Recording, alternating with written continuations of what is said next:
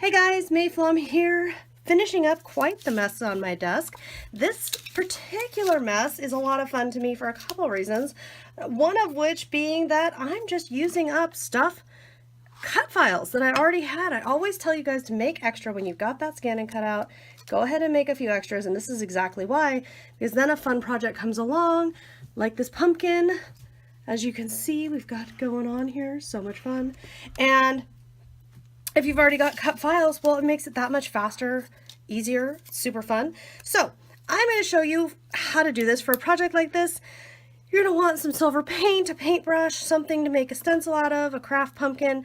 Oh yeah, and of course your ScanNCut. So let me get started. Let me show you how I made this. The first thing we're going to do is, in the ScanNCut, we need to make our pattern. We need to make our template. So what we're going to do is we're going to pick pattern, and we just want a basic shape. We could do stars, we could do whatever, we could do hearts, we could do whatever we wanted. We want for this one though, we already discussed it, we want a basic circle. So I'm just going to pick 3 circles. I'm not going to resize. And then what I'm going to do is just line them up like so, and go in here to edit. And this is where I'm going to change them. So I want the first one to be a 1/2 inch. So I'm just going to go all the way down until it's a 1/2 inch. And then this one I want to be just a little bit bigger. So about, oh, I think probably, I want it to be clearly different. So I'm going to go, actually I'm going to do 0.85. And then this one I'm going to do just over 1 inch. And I'm going to actually pick 2 on this one because in looking at this, I think I actually want to do 4. So this one we'll do 0.35. So let's do it a little bigger. Okay, so the goal here is not so much perfection as it is that we have a couple of sizes to work from. And if they don't look like there's enough of a difference, or if it looks like there's too much of a difference, I can size things down a bit. I can change the shapes, but really we just want a good amount of room between them and we're ready to cut. But first, before I cut this, I need to prep my paper. So I moved the circles a little bit. So what I've got here, I've got a piece of cardstock and I've actually covered it in packing tape. And now I'm just going to load it onto my mat. Load my mat in here and cut this out. All right, now if you're silver paint or paint any kind, paint, paste, whatever you've got, whatever you want to use is fine.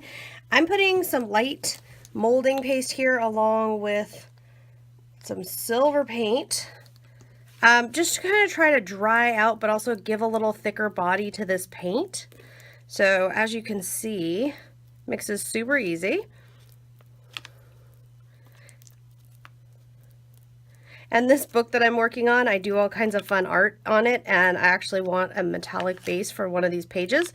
So when I'm done mixing and playing here, we will use that. So that'll be fun.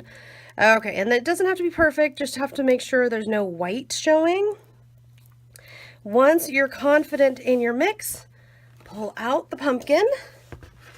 And my plan is to get a spot and go to town here carefully as I can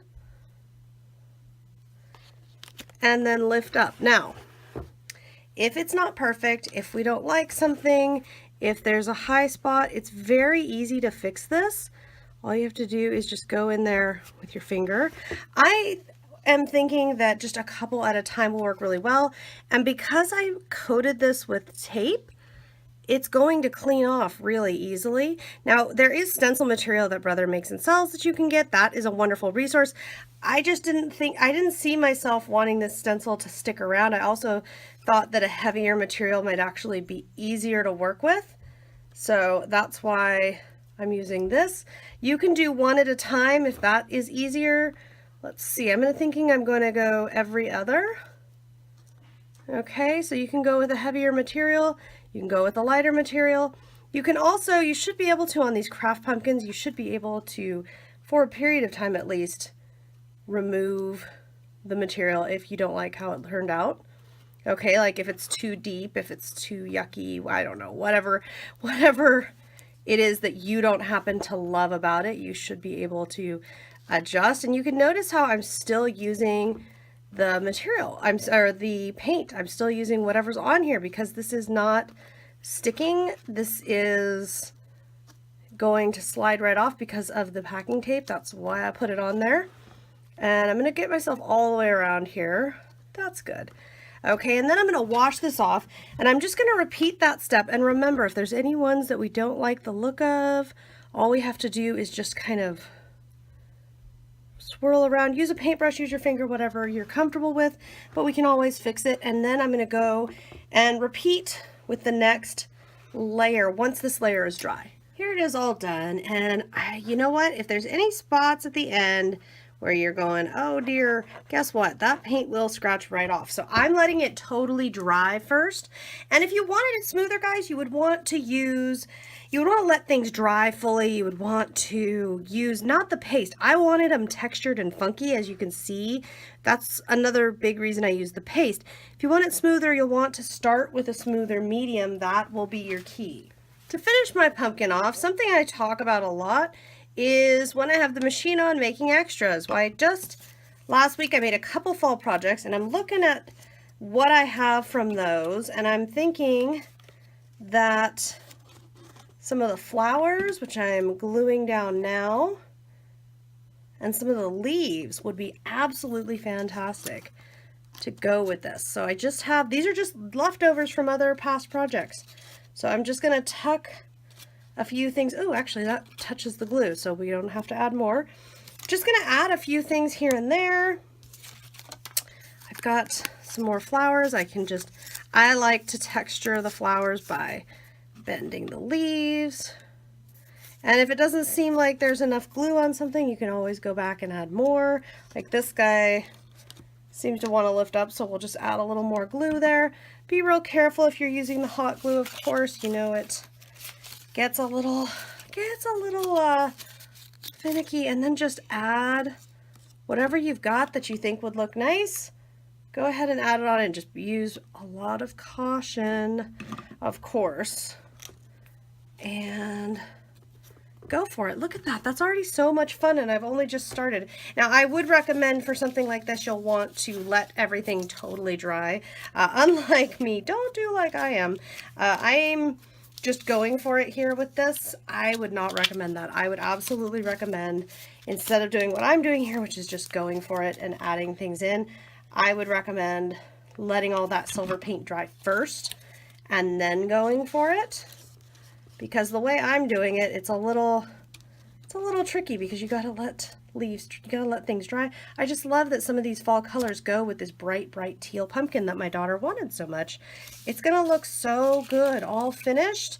I'm so excited by this, and I love that it combines things I already had, you know, the leaves and things that I already had going on here. Oh, that'll work.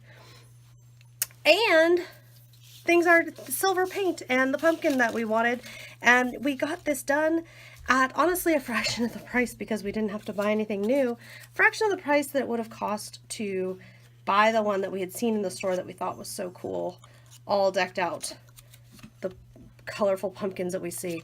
So we got this particular pumpkin on pretty deep discount, so you gotta love a good bargain. Now I will hot glue a few buttons on here, I think, and a few other things, but basically it's done, and I love the design. I love that I got gold and silver, all the fall fun. If you have any questions or requests, comments, anything at all, feel free to give me a shout, leave me a comment. I'll see you next time.